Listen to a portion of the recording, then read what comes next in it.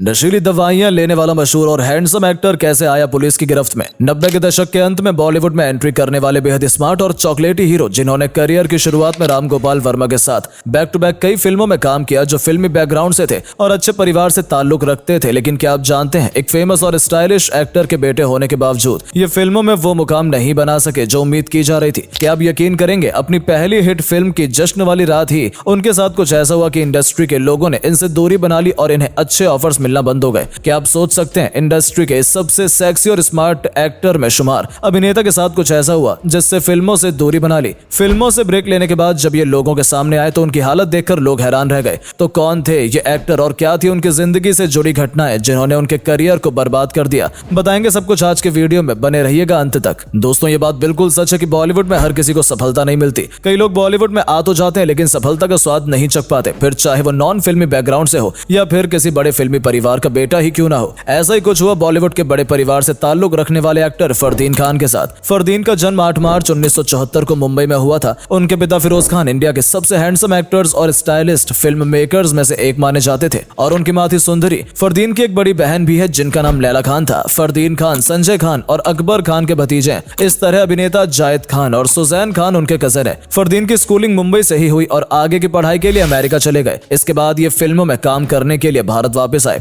लेकिन फिल्मों में काम करना भी उनके लिए आसान नहीं रहा। उनके लिए दो बड़ी मुसीबतें थी। पहली ये कि इन्हें एक्टिंग का ए भी नहीं आता था और दूसरा ये कि ये बहुत ज्यादा वेस्टर्नाइज्ड हो गए थे। एक्टिंग ट्रेनिंग के लिए इन्हें किशोर नमित कपूर के एक्टिंग ट्रेनिंग स्कूल में भेजा गया, जहां एक्टिंग कोर्स पूरा होने के बाद फिरोज खान ने खुद अपने बेटे को लॉन्च करने का प्लान बनाया और 1998 में फिल्म प्रेम अग्नि से इन्होंने अपना एक्टिंग डेब्यू किया। लेकिन यह फिल्म बॉक्स ऑफिस पर बुरी तरह से पिट गई और दूसरी तरफ इंडस्ट्री फरदीन की जितनी मदद कर सकती थी उन्होंने की। पहली फिल्म में औसत परफॉर्मेंस के बावजूद फरदीन को बेस्ट डेब्यू एक्टर का फिल्म फेयर अवार्ड दिया गया, जिसे लेकर कई लोगों ने सवाल भी खड़े किए। राम गोपाल वर्मा अपने दौर के सबसे चर्चित फिल्म मेकर्स में से एक थे। उनकी फिल्में क्रिटिक्स भी सराहते थे और बॉक्स ऑफिस पर भी कलेक्शन अच्छा करती थी। रामू उस समय जंगल नाम की एक फिल्म बनाने जा रहे थे और जैसे तैसे ये फिल्म फरदीन खान को मिल गई और अपनी दूसरी फिल्म में फरदीन खान राम गोपाल वर्मा जैसे डायरेक्टर के साथ काम करते देखे गए। फिल्म की शूटिंग शुरू हुई और जो सीन सबसे पहले शूट हुआ उसमें फरदीन को जंगल में दौड़ना था। सीन शुरू होने के बाद फरदीन रामू के पास पहुंचे और प्रेशर और नर्वसनेस की फीलिंग्स के साथ रामू से पूछा कि शॉट कैसा था, जिस पर रामू ने जवाब दिया, दौड़ते हुए आदमी को देखकर कैसे कहा जा सकता है कि वो अच्छा एक्टर है। खैर, फिल्म आई और इस फिल्म की बहुत तारीफ हुई, लेकिन फिर भी बॉक्स ऑफिस पर खास कमाल नहीं दिखा पाई। लेकिन रामू को फरदीन का एटीट्यूड काफी पसंद आया। जिस रामू की अकड़ और मुंहफट रवैये से पूरी इंडस्ट्री डरती थी, वो रामू फरदीन के साथ 2 फिल्में बना रहे थे।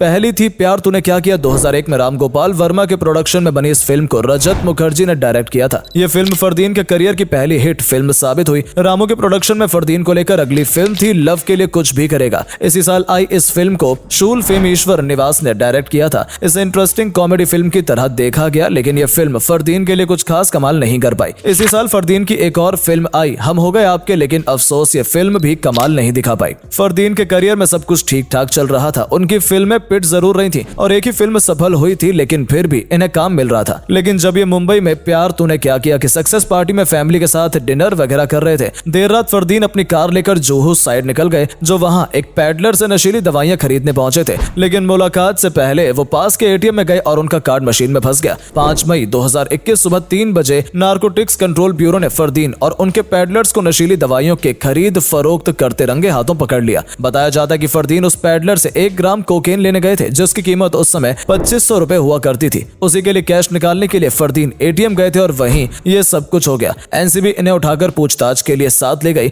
देर रात तक उनसे पूछताछ की गई और इसी दौरान उन्होंने कबूल किया कि वो नियमित रूप से नशीली दवाइयों का सेवन करते हैं। जब इसके पीछे की वजह पूछी गई तो उन्होंने कहा कि ये फिल्म बिजनेस में है, रात को सोने में देरी हो जाती है और फिल्मों की शूटिंग के दौरान इन्हें फ्रेश दिखना होता है, इसीलिए ये नशीली दवाइयां लेते हैं। मार्केट इन अफवाहों से गर्म हो गया कि फरदीन ने इंडस्ट्री के 6 और लोगों के नाम बताए हैं जो नशीली दवाइयां लेते हैं, मगर ऑफिसर्स ने इन खबरों को खारिज कर दिया। पुलिस मुख्यतः इस मसले की जांच कर रही थी कि फरदीन सिर्फ यूजर है या दूसरे लोगों तक भी पहुंचाते हैं, मगर छानबीन के बाद पता चला कि फरदीन सिर्फ एक यूजर थे। फरदीन के खिलाफ कार्यवाही इसीलिए नहीं की जा सकी क्योंकि उनके पास से कोई नशीली दवाई बरामद नहीं हो सकी थी और इन्हें छोड़ दिया गया। इसके अगले साल 2002 में उनकी 3 फिल्में आई, कितने दूर कितने पास, कुछ तुम कहो कुछ हम कहें और ओम जा जगदीश। उनकी फिल्में सफल नहीं हो रही थी, जिसके बाद उनके पिता ने एक बार और उनके लिए जनशीन नाम की फिल्म बनाई। 2003 में आई ये फिल्म थोड़ी नई किस्म की फिल्म थी, लेकिन ये फिल्म भी कोई खास कमाल नहीं दिखा सकी और फ्लॉप रही। इसके बाद फिल्म बहुत आई, लेकिन कोई भी फिल्म बॉक्स ऑफिस पर सफल नहीं हो सकी। इसके बाद गोविंद निहलानी डायरेक्टेड फिल्म देव में फरदीन ने करीना कपूर और अमिताभ बच्चन के साथ काम किया, लेकिन ये फिल्म भी नहीं चल सकी। इसी साल उनकी शाहिद और करीना के साथ फिल्म फिदा भी रिलीज हुई, लेकिन ये फिल्म भी फ्लॉप रही। ढेर सारी असफलताओं के बीच फरदीन के हिस्से में वो फिल्म जिसके लिए इन्हें हमेशा याद किया जाएगा, और ये फिल्म थी मल्टी स्टारर नो एंट्री। मगर इसके बाद भी फरदीन की फ्लॉप फिल्मों का सिलसिला रुका नहीं। उनकी 2 फिल्में शादी नंबर 1 और एक खिलाड़ी एक हसीना भी बॉक्स ऑफिस पर फ्लॉप हो गई। इसके बाद इन्होंने प्यारे मोहन, हे बेबी, जय Veeru, life partner, all the best जैसी फिल्में की, लेकिन इन फिल्मों से भी उनके करियर को कोई फायदा नहीं मिला और धीरे धीरे ये गुमनाम होते चले गए। 2010 में सुष्मिता के साथ आई फिल्म दूल्हा मिल गया उनके करियर की आखिरी फिल्म रही। अब उनकी पर्सनल लाइफ के बारे में बात करते हैं। 2005 में फरदीन ने नताशा माधवानी से शादी कर ली थी। नताशा मशहूर पूर्व एक्ट्रेस मुमताज की बेटी है, तो शादी तो हो गई थी, लेकिन मेडिकल कॉम्प्लिकेशंस की वजह से फरदीन की फैमिली आगे नहीं बढ़ पा रही थी और 2010 में वो अपनी पत्नी के साथ इलाज के लिए लंदन चले गए। इन्हें लगा 2-3 साल में इनका काम हो जाएगा और ये वापस आकर भारत में दोबारा एक्टिंग शुरू कर देंगे। वहां IVF की मदद से उन्हें एक बेटी पैदा हुई। उसकी देखरेख में समय निकलने लगा और उसके बाद ये एक बेटे के भी पिता बने। पिता का दायित्व निभाते हुए अपने बच्चों को समय देने में लंदन में ही व्यस्त रहे और रियल एस्टेट बिजनेस करने लगे। फरदीन का ये ब्रेक 13 साल लंबा हो गया और 2016 में जब ये वापस मीडिया की नजरों में आए, तब इनकी एक तस्वीर सोशल मीडिया पर वायरल हुई जिसमें फरदीन काफी मोटे नजर आ रहे थे। इसके लिए उन्हें ट्रोल भी किया गया, लेकिन लॉकडाउन के समय लंदन में रहते हुए इन्होंने अपना वजन काफी कम कर लिया और बाद में खबरें आई कि फरदीन फिल्म विस्फोट और संजय लीला भंसाली की वेब सीरीज हीरा मंडी में काम कर रहे हैं। पिछले दिनों रिलीज हुई हीरा मंडी में फरदीन खान को देखा गया, जिसमें वो काफी फिट नजर आए। हम उम्मीद करते हैं फरदीन आगे भी हमें फिल्मों में नजर आते रहेंगे।